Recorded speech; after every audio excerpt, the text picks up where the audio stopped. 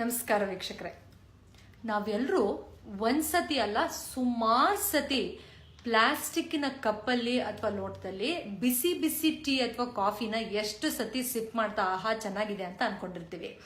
In fact ನಮ್ಮ ಮಕ್ಕಳಿಗೆ ಎಷ್ಟೋ ಸತಿ ಬಿಸಿ ಬಿಸಿ ಊಟನ ಪ್ಲಾಸ್ಟಿಕ್ ಟಿಫಿನ್ ಬಾಕ್ಸ್ ಅಲ್ಲಿ ಕಟ್ಟಿರ್ತೀವಿ. ಮಕ್ಕಳು ಅಮ್ಮ ಸ್ಟೀಲ್ ಬಾಕ್ಸ್ ಅಲ್ಲಿ ಕಟ್ಬೇಡ, ನಂಗೆ ಅವಮಾನ ಆಗುತ್ತೆ, ಡಿಸೈನ್ ಪ್ಲಾಸ್ಟಿಕ್ ಬಾಕ್ಸ್ ಅಲ್ಲೇ ಊಟ ಕಟ್ಟಬೇಕು ಅಂತ ಹೇಳಿರ್ತಾರೆ. ಇನ್ಫ್ಯಾಕ್ಟ್ ಬಿಸಿ ಬಿಸಿ ನೀರಿನ ಸ್ನಾನನ ಪ್ಲಾಸ್ಟಿಕ್ ಬಕೆಟ್ಗೆ ಆ ನೀರನ್ನ ಹಾಕೊಂಡು ಪ್ಲಾಸ್ಟಿಕ್ ಮಗ್ಗಲ್ಲೇ ಸ್ನಾನ ಮಾಡಿದ್ರೇನೆ ನಮ್ಗೆ ಚೆನ್ನಾಗ್ ಅನ್ಸೋದು. ಅಷ್ಟೇ ಯಾಕೆ, ಪ್ಲಾಸ್ಟಿಕ್ ಕಂಟೈನರ್ ಅಲ್ಲೇ ನೀರ್ ತುಂಬ್ಕೊಂಡು ಕುಡಿತೀವಿ. ಇನ್ನು 10 ರೂಪಾಯಿ ಪ್ಲಾಸ್ಟಿಕ್ ಬಾಟ್ಲ್ ಇರುತ್ತಲ್ಲ, ಅದು ಯೂಸ್ ಅಂಡ್ ಥ್ರೋ, ಕುಡಿದ ತಕ್ಷಣ ಬಿಸಾಕ್ಬೇಕು ಲೆಕ್ಕ ನೋಡಿದ್ರೆ. ಬಟ್ ನಾವೇನ್ ಮಾಡ್ತೀವಿ, ಅದೇ ಬಾಟ್ಲ್ ಇಟ್ಕೋತೀವಿ. ಅಥವಾ ಈ ಕೂಲ್ ಡ್ರಿಂಕ್ಸ್ ಕುಡಿದು ಮಿಕ್ಕಿರುತ್ತಲ್ಲ ಬಾಟ್ಲು, ಅದನ್ನೊಂಚೂರು ತೊಳ್ಕೊಂಡು ಆ ಬಾಟ್ಲಲ್ಲೇ ವರ್ಷಾನ್ಗಟ್ಲೆ ನೀರ್ ಕುಡಿಯೋದನ್ನು ರೂಢಿ ಮಾಡ್ಕೊಂಡ್ಬಿಡ್ತೀವಿ. ಇನ್ನೂ ಅತಿರೇಕಕ್ಕೆ ಹೋಗ್ತೀವಿ ನಾವು. ಹೋಟ್ಲಲ್ಲಿ ಹೋಗಿ ಪೊಂಗಲ್ಲೋ ಇಡ್ಲಿನೋ ವಡೆನೋ ಕಟ್ಟಿಸ್ಕೊಂಡು ಬಂದು ಅದರಲ್ಲಿ ಕೊಡೋ ಆ ಪ್ಲಾಸ್ಟಿಕ್ ಕಂಟೈನರ್ನ ನಮ್ಮ ಹೆಣ್ಮಕ್ಳು ತುಂಬಾ ಸ್ಮಾರ್ಟು, ಬಿಸಾಕಲ್ಲ, ತೊಳೆದ್ಬಿಟ್ಟು ಅದರಲ್ಲಿ ಸಾಸಿವೆ, ಮೆಣಸು, ಉಪ್ಪು, ಖಾರ ಸ್ಟೋರ್ ಮಾಡ್ಕೊಂಡು ಇಟ್ಕೊಳ್ತಾರೆ. ಇನ್ನು ಚಿಕ್ಕ ಚಿಕ್ಕ ವಸ್ತುಗಳು ಅಂದ್ರೆ ಕೂಂಬಿರ್ಬೋದು, ಮೈ ತಿಕ್ಕೋ ನಾರಿರ್ಬೋದು, ಅಥವಾ ನಾವು ಉಪಯೋಗಿಸೋ ಟೂತ್ ಬ್ರಷ್ ಇರ್ಬೋದು, ಆ ರೀತಿ ಲೆಕ್ಕ ಹಾಕ್ತಾ ಹೋದ್ರೆ ಎಷ್ಟೆಲ್ಲ ಐಟಮ್ಗಳಿದೆ ನಾವು ಪ್ಲಾಸ್ಟಿಕ್ ಉಪಯೋಗಿಸೋದು. ಇನ್ಫ್ಯಾಕ್ಟ್ ನಾನು ಮತ್ತೆ ನಮ್ಮ ಹಸ್ಬೆಂಡು 6 ತಿಂಗಳ ಹಿಂದೆ ನಾವು ಇಡೀ ದಿನ ಅಂದ್ರೆ ಬೆಳಗ್ಗೆಯಿಂದ ರಾತ್ರಿವರೆಗೂ ಏನೆಲ್ಲ ಪ್ಲಾಸ್ಟಿಕ್ ಉಪಯೋಗಿಸ್ತೀವಿ ಒಂದು ನೋಟ್ ಮಾಡ್ಕೊಳ್ಳೋಣ, ಅದ್ರಲ್ಲಿ ಆದಷ್ಟು ಕಟ್ ಮಾಡೋಣ ಅಂತ ಶುರು ಮಾಡಿದಾಗ ಅಬ್ಬಬ್ಬಾ ಸುತ್ತ ನೋಡಿದ್ರೆ ಎಲ್ಲ ಪ್ಲಾಸ್ಟಿಕ್ ಮಯ. ಅಯ್ಯೋ ತಲೆ ಕೆಟ್ಟೋಗ್ತಾ ಇದೆ ಅಂತ ನಾನು ತಲೆ ಮುಟ್ಕೊಂಡ್ರೆ ನಾನು ತಲೆಗೆ ಹಾಕೊಂಡಿರೋ ಕ್ಲಿಪ್ಪು ಪ್ಲಾಸ್ಟಿಕ್ಕು, ಅಯ್ಯೋ ದೇವ್ರೆ ಅಂತ ಸ್ಕ್ರಿಪ್ಟ್ ಬರೆದು ಬೇಜಾರು ಮಾಡ್ಕೊಂಡು ಪೆನ್ ಬಿಸಾಕಿದ್ರೆ ಆ ಪೆನ್ನು ಪ್ಲಾಸ್ಟಿಕ್. ಸೊ ಇಷ್ಟ್ರ ಮಟ್ಟಿಗೆ ನಮ್ಮನ್ನ ಪ್ಲಾಸ್ಟಿಕ್ ಸಂಪೂರ್ಣವಾಗಿ ಆವರಿಸ್ಕೊಂಡಿದೆ.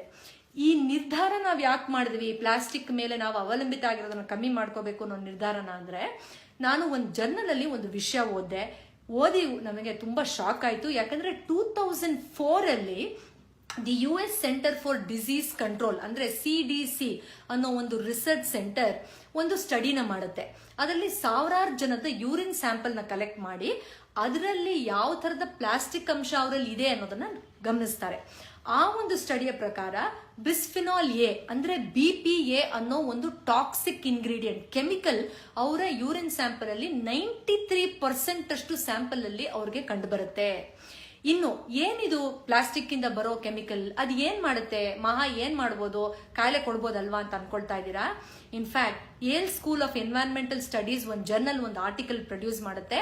ಸಾಕಷ್ಟು ಜನ ರಿಸರ್ಚ್ ಮಾಡಿರೋ ಮಾಹಿತಿ ಇದು. ಇದರಲ್ಲಿ ಕೆಲವು ಕಾಯಿಲೆ ಬಗ್ಗೆ ಮಾಹಿತಿ ಕೊಡ್ತಾರೆ. ಹೇಳ್ತೀನಿ, ಕೇಳಿಸ್ಕೊಳ್ಳಿ, ಎಷ್ಟು ಭಯ ಬರುತ್ತೆ ಅಂತ. ಯಾಕೆಂದ್ರೆ ಆ ಸ್ಟಡಿಯ ಪ್ರಕಾರ ಈ ಪ್ಲಾಸ್ಟಿಕ್ ನಮ್ಮ ದೇಹದ ಒಳಗಡೆ ಕನ್ಸ್ಯೂಮ್ ಆಗ್ತಾ ಹೆಣ್ಮಕ್ಳಲ್ಲಿ ಇನ್ಫರ್ಟಿಲಿಟಿ ಅಥವಾ ಗಂಡ್ಮಕ್ಳಲ್ಲಿ ಸ್ಪರ್ಮ್ ಕ್ವಾಲಿಟಿ ಕಮ್ಮಿ ಆಗೋದ್ರಿಂದ ಹಿಡ್ಕೊಂಡು ಕ್ಯಾನ್ಸರ್ ಜಾಸ್ತಿ ಆಗೋ ತರದ ಪರಿಸ್ಥಿತಿ, ಮಿಸ್ಕ್ಯಾರೇಜ್ ಅಥವಾ ಅಬಾರ್ಷನ್ ಆಗೋ ಪರಿಸ್ಥಿತಿ ಇರ್ಬೋದು, obesity, diabetes type 2, allergy, asthma, neurological problem, attention deficiency, hypertension disorder, ಈ ರೀತಿ ಪ್ರಿಮೆಚೂರ್ ಬೇಬಿಗಳು ಜಾಸ್ತಿ ಹುಡ್ತಾ ಇರೋದು, ಈ ರೀತಿ ಒಂದು ಕಾಮನ್ ಕೋಲ್ಡ್ ಅಲರ್ಜಿಯಿಂದ ಹಿಡ್ಕೊಂಡು ಕ್ಯಾನ್ಸರ್ ತರದ ಕಾಯಿಲೆಗಳವರೆಗೂ ಎಲ್ಲಾ ರೀತಿಯ ಕಾಯಿಲೆಗಳಲ್ಲೂ ಆಲ್ಮೋಸ್ಟ್ ಈ ಪ್ಲಾಸ್ಟಿಕ್ಕಿನ ಈ ಒಂದು ವಿಷಕಾರಕ ಅಂಶ ಮನುಷ್ಯರಲ್ಲಿ ಕಂಡು ಬರ್ತಾ ಇದೆ. ಗೌರ್ಮೆಂಟ್ ಅವರಂತೂ ಹೇಳ್ತಾನೆ ಇದ್ದಾರೆ, ಅಯ್ಯೋ ಪ್ಲಾಸ್ಟಿಕ್ ಯೂಸ್ ಕಮ್ಮಿ ಮಾಡಿ, ಪ್ಲಾಸ್ಟಿಕ್ ಕವರ್ಗಳನ್ನ ಮಾರಬೇಡಿ ಅಂತ. ನಾವು ದಿನಸಿ ಅಂಗಡಿಗೆ ಸಾಮಾನು ತಗೊಳಕ್ ಹೋದಾಗ ಪ್ಲಾಸ್ಟಿಕ್ ಕವರ್ ಇಲ್ಲ ಮೇಡಮ್ ಬ್ಯಾನ್ ಆಗಿದೆ ಅಂದ್ರೆ ಮುಖ ಕೆಂಪಗ್ ಮಾಡ್ಕೊಂಡು ಮುಖ ಉದಿಸ್ಕೊಂಡ ಕೊಡೆಯ ಗೊತ್ತಿಲ್ಲದೆ ಕೊಡೆಯ ಅಂತ ಅವ್ರ ಹತ್ರನೇ ಜಗಳ ಮಾಡ್ತೀವಿ ಹೊರತು ನಾವು ಪ್ರಕೃತಿ ಕಡೆ ಗಮನ ವಹಿಸಕ್ ಹೋಗಲ್ಲ. ಬಿಡಿ, ನಿಮ್ಗೆ ಪ್ರಕೃತಿ ಬಗ್ಗೆ ಕಾಳಜಿ ಇಲ್ಲ ಅಂದ್ರೆ ಅದು ನಿಮ್ಮ ವೈಯಕ್ತಿಕ ವಿಷಯ. ಆದ್ರೆ ನಿಮ್ಮ ಹೊಟ್ಟೆ ಒಳಗಡೆ ಯಾವ ತರ ಕೆಮಿಕಲ್ ಹೋಗ್ತಾ ಇದೆ ಅದಕ್ಕಾದ್ರೂ ದಯವಿಟ್ಟು ಗಮನ ವಹಿಸಿ. ಯಾಕಂದ್ರೆ ತುಂಬಾ ಜನ ಹೇಳ್ತಾರೆ, ಇಲ್ಲ ಮೇಡಮ್ ನಾನು ಯೂಸ್ ಮಾಡೋದು ಹೈ ಕ್ವಾಲಿಟಿ ಪ್ಲಾಸ್ಟಿಕ್, ಎಷ್ಟು ಕಾಸ್ಟ್ಲಿ ಗೊತ್ತಾ, ಮೈಕ್ರೋವೇವ್ ಹೀಟ್ ಪ್ರೂಫ್ ಗೊತ್ತಾ ಅಂತಾರೆ. ದೇವ್ರೆ, ನೀವು ಫಸ್ಟ್ ಅರ್ಥ ಮಾಡ್ಕೋಬೇಕು, ಅದು ಹೀಟ್ ಪ್ರೂಫ್ ಆಗಿದ್ರೆ ಅದ್ರ ಅರ್ಥ ಏನ್ ಗೊತ್ತಾ, ಅಷ್ಟು ಹೀಟ್ ಅಲ್ಲಿ ನಿಮ್ ಪ್ಲಾಸ್ಟಿಕ್ ಕರಗಲ್ಲ ಅಂತ ಅರ್ಥ ಹೊರತು ಆ ಪ್ಲಾಸ್ಟಿಕ್ ತಿಂದ್ರೆ ನಿಮ್ಗೆ ಏನೂ ಆಗಲ್ಲ ಅಂತಲ್ಲ. ಯಾಕೆಂದ್ರೆ ಒಂದು ಸತಿ ಬಿಸಿಯ ಪದಾರ್ಥ, ಅದು ಊಟ ಆಗಿರ್ಬೋದು, ನೀರಾಗಿರ್ಬೋದು, ಯಾವುದೇ ಆಗಿರ್ಬೋದು, ಬಿಸಿ ಪದಾರ್ಥ ಪ್ಲಾಸ್ಟಿಕ್ ಬಿತ್ತು ಅಂದ್ರೆ ಅದರಲ್ಲಿರೋ chemical it leaches out into the food. ಅಂದ್ರೆ ನಿಧಾನವಾಗಿ ಹಂತವಾಗಿ ಕರಗ್ತಾ ನೀವು ತಿನ್ನೋ ಆಹಾರಕ್ಕೆ ಪಾಸ್ ಆಗತ್ತೆ. ಅದನ್ನೇ ಸ್ವೀಕಾರ ಮಾಡೋ ನೀವು ನಿಮ್ಮ ದೇಹ ಎಷ್ಟು ವಿಷಕಾರಕ ಆಗ್ತಾ ಇದೆ ಅನ್ನೋದ್ರ ಬಗ್ಗೆ ದಯವಿಟ್ಟು ಗಮನ ವಹಿಸಿ. ಯಾಕೆಂದ್ರೆ ಇದು ಹೀಗೆ ಜಾಸ್ತಿ ಆಗ್ತಾ ಹೋದ್ರೆ ನಿಮ್ಮಲ್ಲಿರೋ ಆ ಟಾಕ್ಸಿನ್ಸ್ ನ ಬಾಡಿ ತೆಗಿಯಕ್ ಹೋಗದೆ ಅಥವಾ ತೆಗಿಯಕ್ ಆಗದೆ ಅದಕ್ಕೆ ಬೇಕಾಗೋ ರೆಮಿಡಿಯನ್ನು ಪಡ್ಕೊಳ್ಳೋಕೆ ತುಂಬಾ ಕಷ್ಟ ಆಗಬಹುದು. ಇನ್ಫ್ಯಾಕ್ಟ್ ಯಾವ ತರ ಬದಲಾವಣೆ ಮಾಡ್ಕೋಬಹುದು, ನಾವು 6 ತಿಂಗಳಿಂದ ಟ್ರೈ ಮಾಡ್ತಾ ಇದೀವಿ, ಇನ್ನೂ ಎಷ್ಟೋ ಸಾಮಾನ್ ಇದೆ ನಾವು ಪ್ಲಾಸ್ಟಿಕ್ ಉಪಯೋಗಿಸೋದು, ಅದಕ್ಕೆ ಆಲ್ಟರ್ನೇಟಿವ್ ಏನು ಅಂತಾನೆ ಗೊತ್ತಾಗದೇ ಇರೋ ಪರಿಸ್ಥಿತಿನೂ ಇದೆ. ಬಟ್ ಚಿಕ್ಕ ಚಿಕ್ಕ ಬದಲಾವಣೆನ ನಾವು ಆಲ್ರೆಡಿ ಮಾಡ್ತಾ ಇದೀವಿ, ನೀವು ಟ್ರೈ ಮಾಡಬಹುದು. ಪ್ಲಾಸ್ಟಿಕ್ ಕೂಮ್ ಬದಲು ಈ ತರ ಮರದ ಕೂಮ್ ಸಿಗತ್ತೆ, ಮರದ ಬಾಚಂಗಿ ಸಿಗತ್ತೆ, ತುಂಬಾ ಕಮ್ಮಿ ಬೆಲೆಗೂ ಸಿಗತ್ತೆ, ಅದನ್ನ ಉಪಯೋಗಿಸಬಹುದು. ಇನ್ನು ಸೋಪ್ ಇಡ್ತೀವಲ್ಲ, ಸೋಪ್ ಸ್ಟ್ಯಾಂಡ್, ಅದು ಪ್ಲಾಸ್ಟಿಕ್ ಬದಲು ಈ ತರ ಸ್ಟೀಲ್ ಸಿಗತ್ತೆ, ಅದನ್ನ ಉಪಯೋಗಿಸಬಹುದು. ದಯವಿಟ್ಟು ಪ್ಲಾಸ್ಟಿಕ್ ಬಾಟಲ್ ನೀರು ಕುಡಿಬೇಡಿ. ತುಂಬಾ ಜನ ಆಟೋ ಡ್ರೈವರ್ಸ್ ನ, ಟ್ಯಾಕ್ಸಿ ಡ್ರೈವರ್ಸ್ ನೋಡಿದೀನಿ, ಏನೋ ಕೂಲ್ ಡ್ರಿಂಗೋ ಅಥವಾ 10 ರೂಪಾಯಿ ವಾಟರ್ ಬಾಟಲ್ ತಗೊಂಡು ಅದನ್ನ ಬಿಸಾಕ್ತೆ ಅದ್ರಲ್ಲೇ ನೀರು ತುಂಬಿಸ್ಕೊಂಡು ಕುಡಿತಿರ್ತಾರೆ. ಪ್ಲೀಸ್, ನೀವು ವಿಷ ಕುಡಿತಾ ಇರೋ ತರನೇ ಅದನ್ನ ಕುಡಿಯೋದು. ಈ ತರ ಸ್ಟೀಲ್ ಬಾಟಲ್ ಗಳನ್ನ ತಗೊಳ್ಳಿ. ನೀವ್ ಹೇಳ್ಬೋದು ಅದು 10 ರೂಪಾಯಿಗೆ ಸಿಗುತ್ತೆ, ಇದು ಸ್ವಲ್ಪ ಜಾಸ್ತಿ ಮೇಡಮ್ ಅಂತ. 10 ರೂಪಾಯಿ ಉಳಿಸಕ್ ಹೋಗಿ ಲಕ್ಷಾಂತರ ರೂಪಾಯಿ ನೀವು ನಿಮ್ಮ ಅಂಗಾಂಗ ರೀಪ್ಲೇಸ್ ಮಾಡ್ಕೊಳ್ಳೋ ಲೆವೆಲ್ಗೆ ಹೋಗಬೇಡಿ.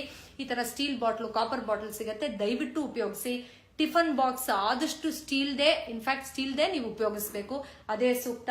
ಇನ್ನು ಮೈತಿಕ್ಕೋ ನಾರ್ ಪ್ಲಾಸ್ಟಿಕ್ ಬದಲು ಈ ತರ ನ್ಯಾಚುರಲ್ ಆಗಿ ಈಗೆಲ್ಲ ಸೂಪರ್ ಮಾರ್ಕೆಟ್ ಅಲ್ಲೂ ಸಿಗತ್ತೆ. ಖಂಡಿತವಾಗಿಯೂ ನೀವು ಮನೆಯಲ್ಲಿ ಬಿಂದಿಗೆ ಪ್ಲಾಸ್ಟಿಕ್ನೇ ತಗೊಳ್ತಾರೆ ಕಮ್ಮಿ ಬೆಲೆ ಅಂತ, ಅದರಲ್ಲೇ ನೀರು ತುಂಬಿಡ್ತಾರೆ, ಬಿಸಿಲಿಗೆ ಅದನ್ನ ಇಟ್ಟು ಅದನ್ನೇ ಕುಡಿತಾರೆ. ಒಂದು ಸತಿ ಒಂದು ಪ್ಲಾಸ್ಟಿಕ್ ಬಾಟ್ಲ್ ಅಲ್ಲಿರೋ ನೀರನ್ನ ಬಿಸಿಲಿಗೆ ಬಿಟ್ಟು ಅದು ಬೆಚ್ಚಗಾಗಿ ಕುಡಿದ್ರಿ ಅಂದ್ರೆ ನೀವು ವಿಷಾನೇ ಸೇವಿಸ್ತಾ ಇರೋ ತರ ಅರ್ಥ. ಆದ್ರಿಂದ ಮನೆಯಲ್ಲಿ ಮಣ್ಣಿನ ಮಡಿಕೆನೋ ಅಥವಾ ಸ್ಟೀಲಿನ ಕಂಟೈನರ್ಗಳಲ್ಲೋ ನೀವು ದಯವಿಟ್ಟು ನೀರು ಕುಡಿರಿ. ದಯವಿಟ್ಟು ನಿಮ್ಮ ಬಕೆಟ್ ಅನ್ನ, ಪ್ಲಾಸ್ಟಿಕ್ ಬಕೆಟ್ ಅನ್ನ ದಯವಿಟ್ಟು ನೆಲ ಒರೆಸಕ್ಕೋ ಇತ್ಯಾದಿಕೋ ಬೇಕಾದ್ರೆ ಉಪಯೋಗಿಸ್ಕೊಳ್ಳಿ. ಸ್ಟೀಲ್ ಬಕೆಟ್ ಸಿಗತ್ತೆ, ಸ್ಟೀಲ್ ಚೊಂಬು ಸಿಗತ್ತೆ, ಆರಾಮಾಗಿ ಅದರಲ್ಲಿ ಸ್ನಾನ ಮಾಡಿ.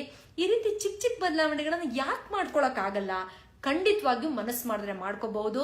ಇನ್ಫ್ಯಾಕ್ಟ್ ಈ 6 ತಿಂಗಳಲ್ಲಿ ನಾವು ಆಲ್ಮೋಸ್ಟ್ 50% ಅಷ್ಟು ಪ್ಲಾಸ್ಟಿಕ್ ಉಪಯೋಗಿಸೋದನ್ನ ಕಮ್ಮಿ ಮಾಡಿದೀವಿ.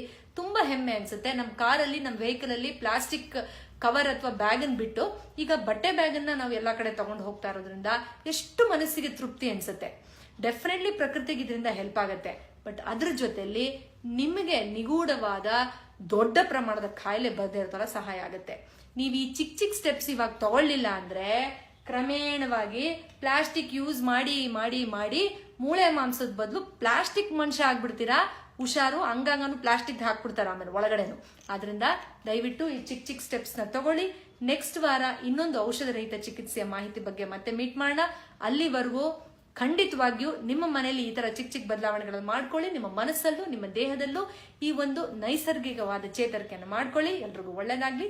Thank you so much for tuning in. ನಮಸ್ಕಾರ.